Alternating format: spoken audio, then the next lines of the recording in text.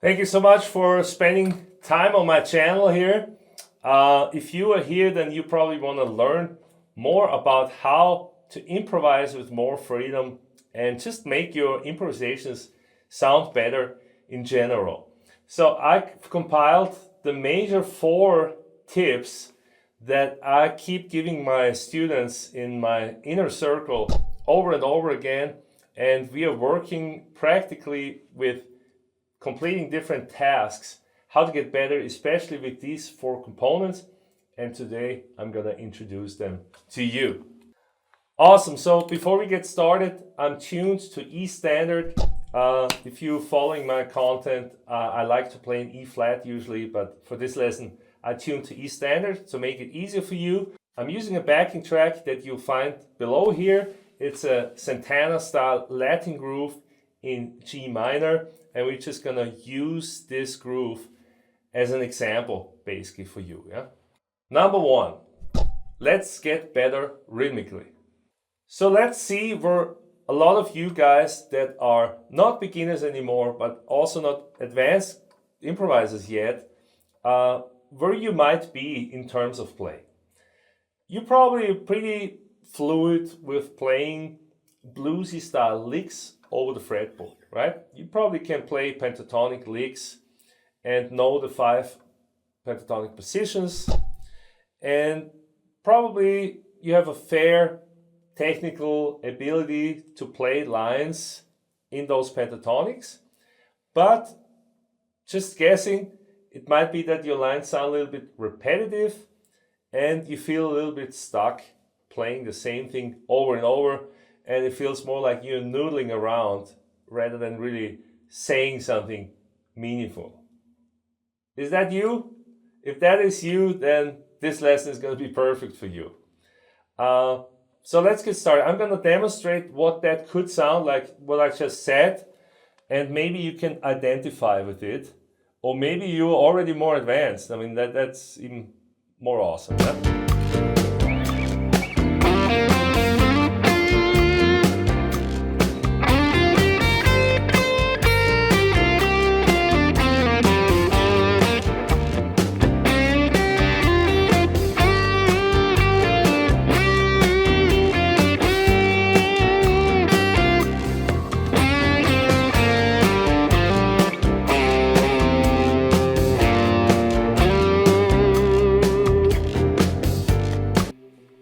Something like that, right?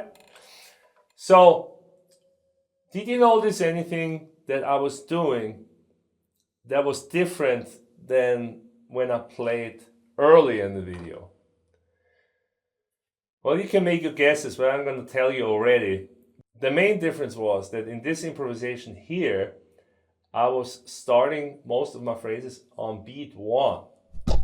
And that gave it a certain heaviness and a certain non-sophistication. I don't know if that's a real word, but let's see what happens if I play pretty much the same note material, but I stop starting at the 1, and maybe I'll just start on the 2.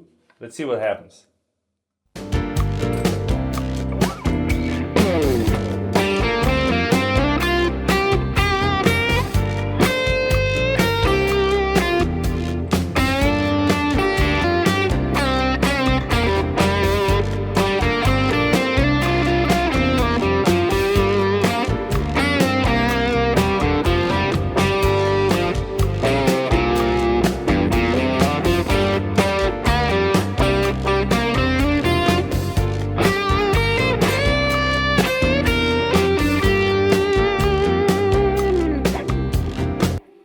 It actually makes a huge difference, doesn't it? So it just feels to me that as soon as I start on the 2, my whole rhythmical feel shifts from the downbeat to the backbeat. Yeah. Now the backbeat, what that means is that's the snare, right? So that's the snare, and in a lot of our popular music, the snare just has a very important function. That's really what makes you dance. Yeah? Think of it that way, basically. The bass drum is what makes you stomp. the snare is what makes you dance. Yeah? Think of it that way. So you want to be more on the dancing side and orientate yourself more on the snare, and the snare happens to be on beats 2 and 4. So why not just start on beat 2 and start dancing more? You will see that when you start on beat 2, that your phrases will also end on different spaces usually. So you will be just more in the dancing fashion. Try this out over the backing track and enjoy the different feel that you will be getting. All right, let's move on to the next thing. So the next thing we want to do is we want to start mixing our subdivisions more consciously. Some of you might be wondering, what is he talking about, subdivisions? I'm talking about different rhythmical note values. There's different ways to subdivide the beat. If you're not familiar with that, I want to invite you to download my Rhythmical Improviser PDF down here. What that means is that we are subdividing the beat in different fashions. We have 8 eighth notes to subdivide the beat, 16 16th notes, right? 12 eighth note triplets, and so on and so forth. So you want to be really adept in switching the subdivisions. And you might argue here, or some players might argue, rhythm is just a feel thing.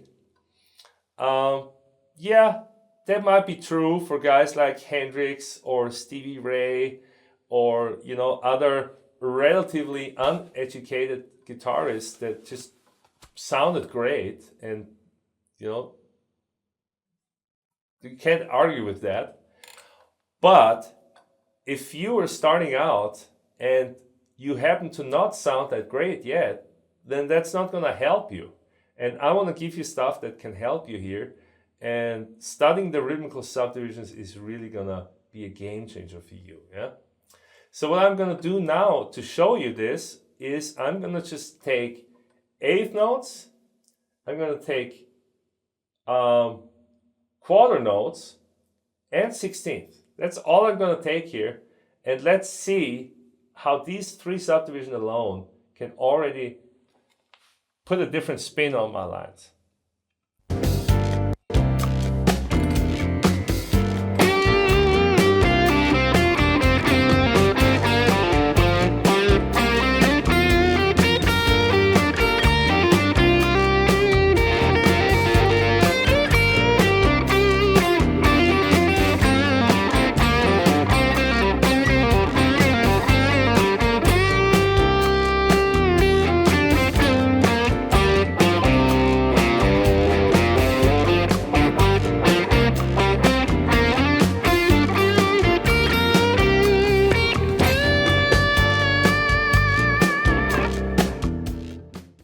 Wow, so suddenly our regular pentatonic doesn't sound boring at all anymore, right? And it doesn't sound predictable anymore. And also keep in mind that I was pretty much playing very rationally right now to demonstrate a point to you. If this happened in a jam session or so in a spontaneous way, then it would even feel way more emotional and in the moment. Yeah, so how do you practice those things? Well, I strongly suggest that you spend some time with the rhythmical pyramid and learn your subdivisions first and learn how to switch from one subdivision to the next with ease, because that's the foundation you're gonna need. If you want to learn more about the type of foundations that you need to develop to become a fluid improviser, then I want to invite you to check out my inner circle of TGT Academy, where I'm personally mentoring a small group of students, and there's a link down below where you can apply for that. Awesome. So with these different subdivisions, we already have a lot to work with, and now we want to add in some phrasing and some blues phrasing to really start creating motives and start dancing with these different rhythms. I'm just going to add some different phrasings, and before I do that, I'm going to show you a few of those little tricks that I'm adding in here.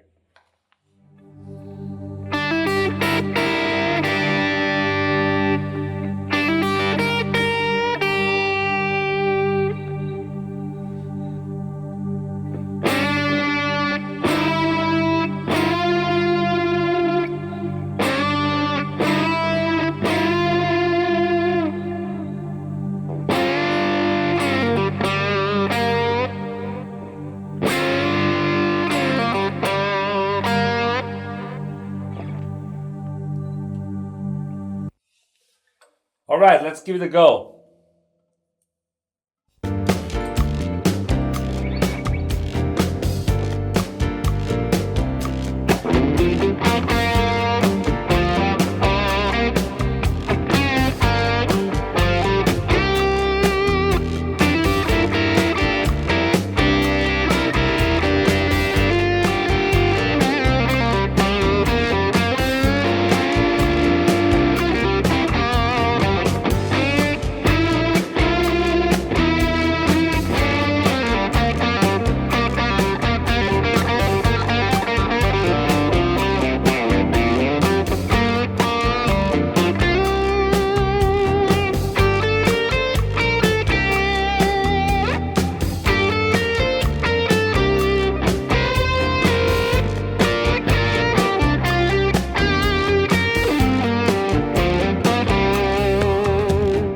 Yeah!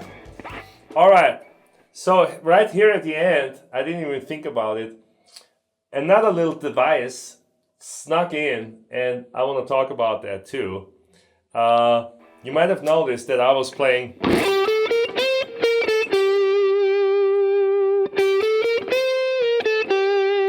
So, this is not a note of the pentatonic, right? So what is this note here?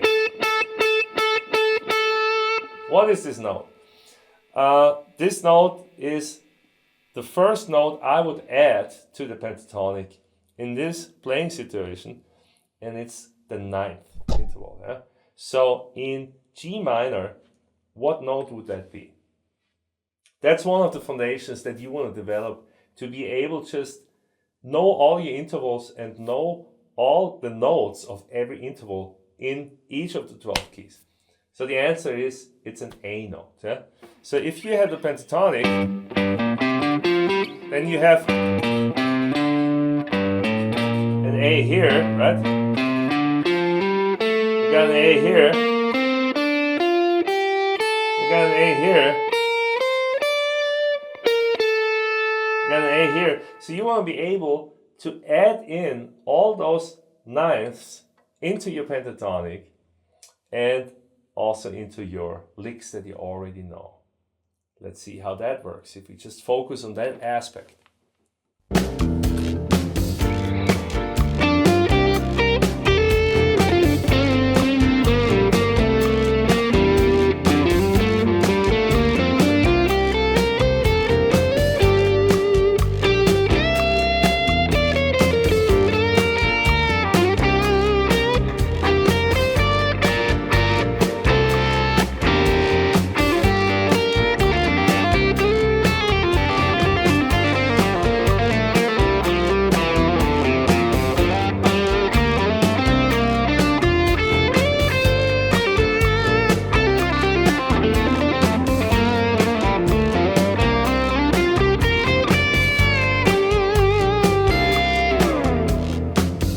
Yeah! So you see, adding that one note just opens up so many possibilities, and your lines are really going to change if you embrace adding that one note. Because you have way more melodic possibilities. Instead of playing, you can now play.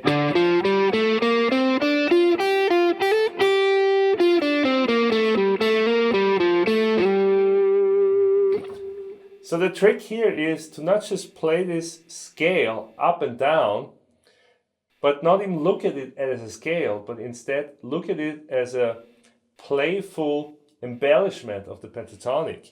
And you know, that turns out to little phrases like this. Check it out.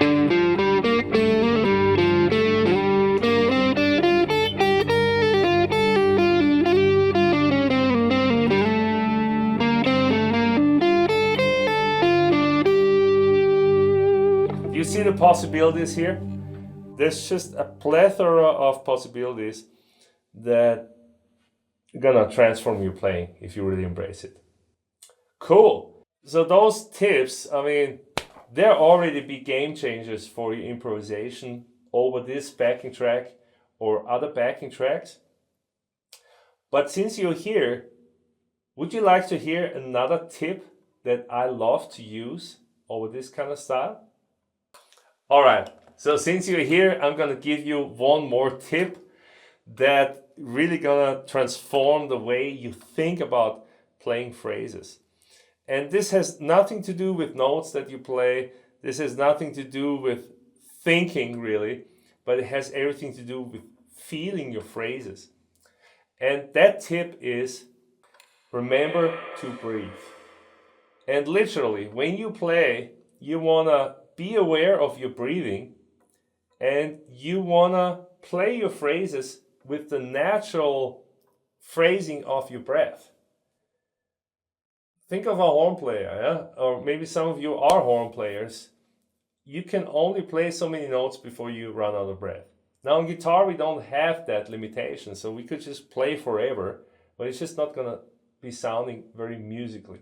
So instead, try to take a breath consciously ever so often to kind of structure your musical phrases. Let's give that a try. Without the breath,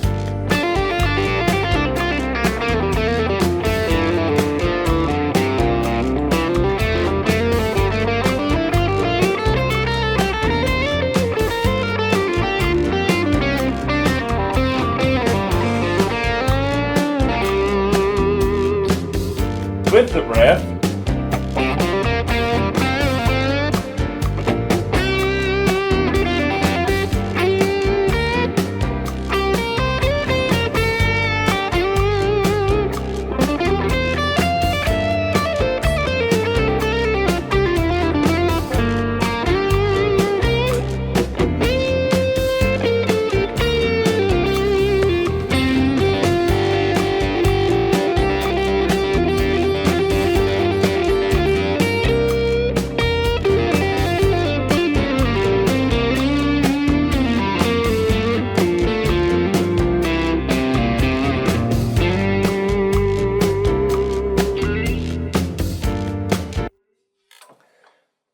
can you feel the difference here? So the way I would describe this, the way I feel when I play is that when I don't pay attention to my breathing or my phrasing as a breathing human, then I overplay. My long lines lose their spectacular quality. It just seems like, I'm just going through the motions. Versus when I do the breaths, then it sounds way more musical, sounds more like I'm talking. And then if I end up playing a longer phrase that might be longer than a breathing human, it almost starts feeling like, you start like kind of worrying, or you kind of start feeling with it like, wow, how long is he going to be able to extend that phrase? Wow, he's still going, he keeps going. So that adds so much excitement to that long phrase that I totally didn't have on that first example. Were you able to feel it the same way, or am I going nuts? So anyhow, that, the breathing is going to add a lot of musicality to your playing. It is going to take a little bit of maturity to always keep that in mind, be aware of these breathing phrases. It also means that you need to have certain other foundations already in place to have that attention to the breathing, if that makes sense. Now, if you're someone that wants to study these foundations and get to the level where you can control all these different parameters while you're improvising, then I want to invite you to check out the link below. There's an invite to my TGT Inner Circle. This is the group that I've created with guitarists from all over the world that study with me personally, which means I'm looking at your homeworks, I'm giving you guidance on a daily, weekly fashion. We have Zoom calls every week. This is a small group learning situation. If that sounds like something you might be interested in, then just click on the link below and you will learn more about that. Yeah, so that's pretty much it. I feel if you implement all these things from this video only, it's going to transform your playing. try to stay organized. Yeah, try to not get overwhelmed with all those different aspects, and just kind of study on one aspect one by one. Take little bites. It's very important to not try to swallow the whole elephant at once. I hope you enjoyed this lesson. If you did, please subscribe to my channel here. I'm gonna be popping out some more content very soon, and you can also ring the bell for a notification. In the meantime, keep on rocking and see you out there.